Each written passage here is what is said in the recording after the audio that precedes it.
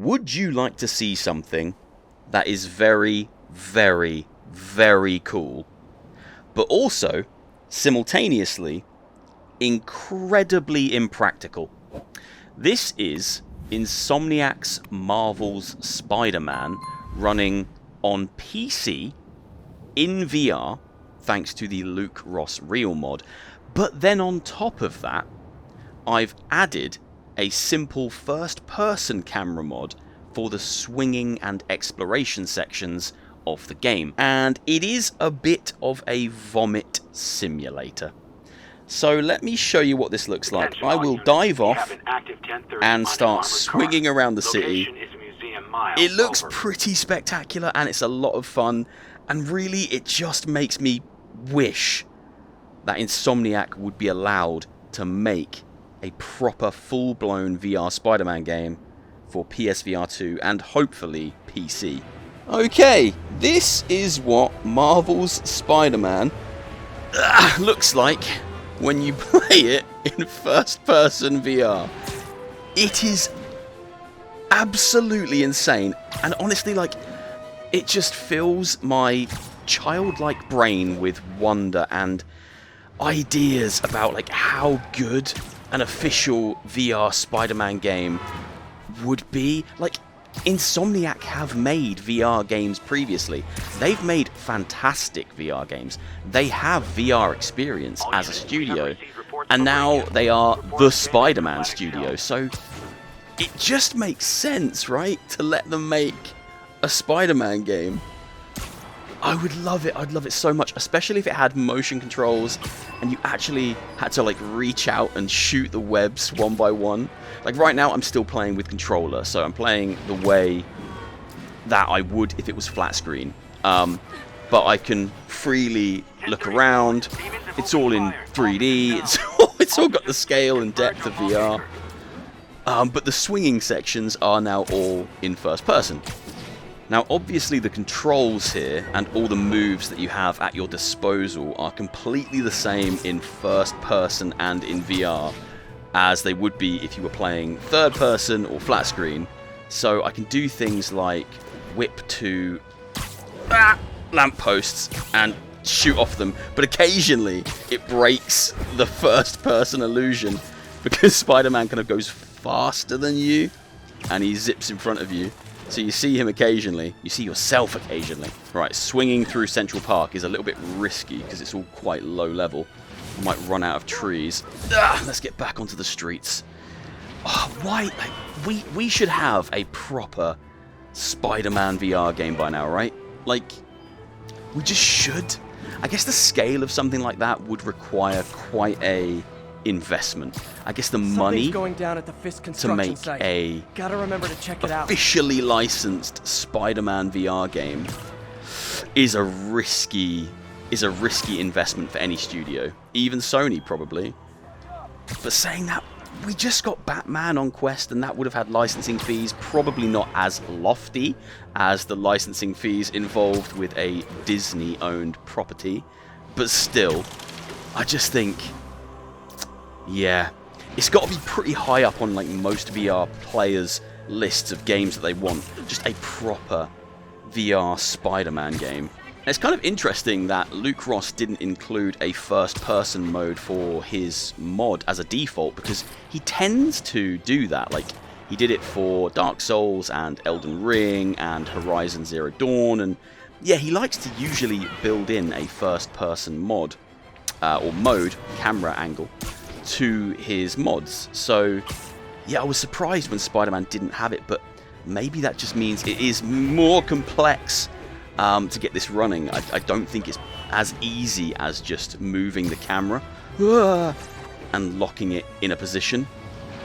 especially not when you're swinging as quickly as you do in this game. Hopefully this looks good. It looks crazy in the headset. I'm not moving my head much because it's quite intense as it is. Avengers Tower should be... Alright, there it is. Around the corner. Right, let's go and look at the big shiny A. Let's see how high we can get here. Okay, let's alternate. I'm not going fast enough at all. No! Come on. Up we go. That's it. Keep going. Not quite there yet. Up we go. I wonder if I can run up the building in first person. Oh, I can. Oh, that hurts my neck. Oh my word. Okay, where's the A? A little bit higher. Oh, my neck's gonna snap. Ah, there we go. It is very intense. I don't think many people would be able to play the game like this. That's probably the other reason they haven't attempted to do a Spider-Man VR game yet, because look at this. Like, there aren't, I don't think, that many VR players who have the stomach for something quite as intense as that, like being able to swing at that speed and from that height, and then just fall to the ground at a moment's notice. So yeah, maybe it's a comfort thing mixed with a licensing thing, a cost thing, and then just like just a viability. Like, how much money is that going to make back? I know there's a lot of dedicated and hungry PSVR 2. Look at that, that looks so good. So many dedicated and hungry PSVR 2 users out there who would buy it in a heartbeat. And I'm sure a Spider-Man VR game would sell headsets. But would it make enough back? Like, AAA VR games seem to not be making the money that they need to be making at the moment. Like Metro, Behemoth, Alien, Arizona Sunshine 2. I think most underperformed. Who's shooting me? Oh, I can't do combat, lads. I can't do combat. I'm leaving. I'm leaving.